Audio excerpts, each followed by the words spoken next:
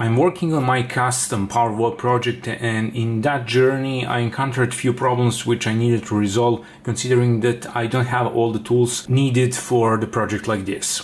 So, you know how it is when you're building something, you are trying to make some cost-saving measures. And what we have here today is AliExpress portable spot welder. In the packaging you get charging cable. This model is USB type B. There is a second stronger version with LCD screen. It is around 30% more expensive. You get few test nickel strips which are complete crap. I have mine, which are 8 mils wide and 0.15 thick. I will do testing on them. Okay, I want to show you spot welder itself. It is completely metal made housing. The philosophy with it, why I got it, is because of the price. I got it for around 25 euros. There is link down below in the comments so you can check it out. It really shown quite a good up to now for what I'm doing. On this back panel is everything which you need to see regarding display and settings. You have on-off button, you have a welding strength 1 to 5, the battery level indicator, charging indicator, and 5-volt USB type B input. So let's turn it on. As you can see, a simple LED diodes. Welding level is always defaulted to 3, more about that later. Battery indicator is having 4 dots, nothing complicated. How much you can weld with it, that is really hard to answer, but I was doing some packs and you know, it is quite a lasting, on the lasting side, and the welding results are quite strong. On these nickel strips, 8 mils, 0.15 millimeters, I'm using 2, sometimes 3. Everything beyond that is burning strips and making holes. So 2 or 3 are enough for normal work. Okay, I will show you what this can do.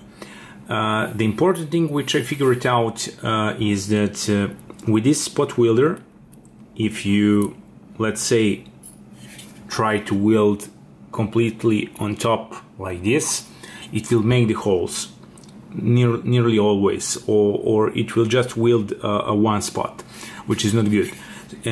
After some testing, I figured out that it is best working if you just weld it like this from the angle. So it is best to do in that way. It is working really good for me. I did set the welder on 2 dots.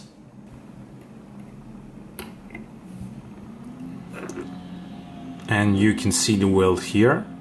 I usually do 4, but just to show you how strong it is. Not quite as strong.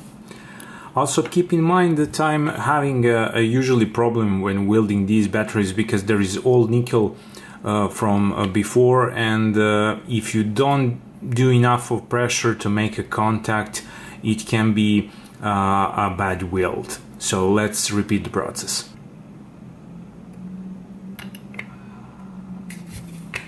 Okay.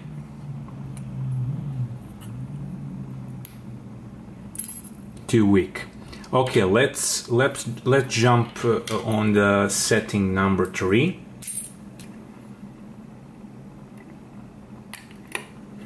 And this can happen on higher settings. We have a completely burned weld here, but it is quite stronger. It is really having a strong connection. So let's do one more. This is a good one. You probably can see. Really nice. Okay, let's do one more. Okay. This should be quite strong.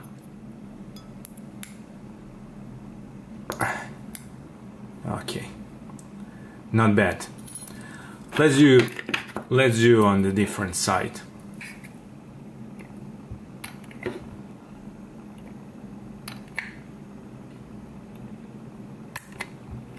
This is when there is no connection. That is my bad.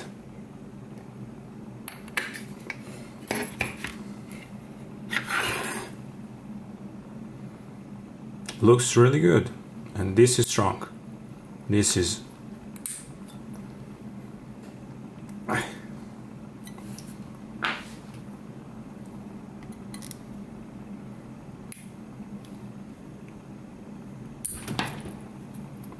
strong connection. So setting number 3, it is all about preparing the batteries correctly. Overall, really strong welds for battery packs, perfect. Let's do one test like this. We are on setting number 3 from 5.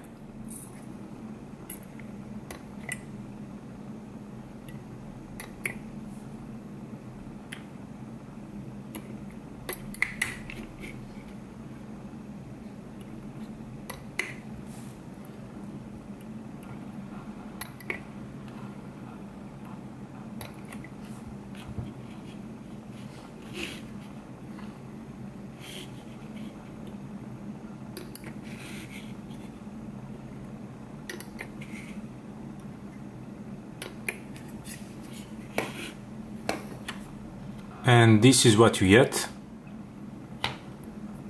Solid welds. As you can see, it is holding pretty well.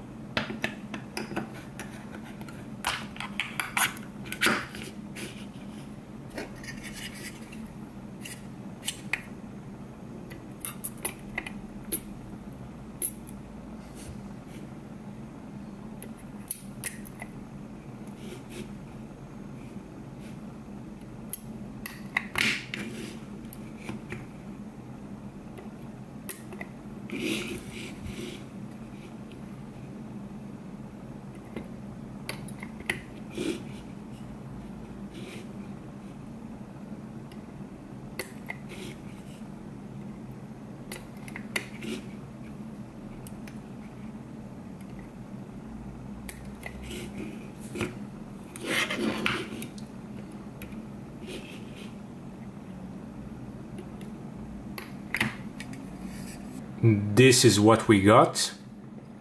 Quite a solid pack. It is holding pretty well. Overall, for 25 euros, I'm more than happy with this spot welder. It is practical, compact, small. You don't need a huge device on your desk to do some hobby work like me. Yes, I'm building a power wall. I really didn't want to spend too much money for initially, so this will probably do enough of some of that basic work, especially because I'm welding only one side.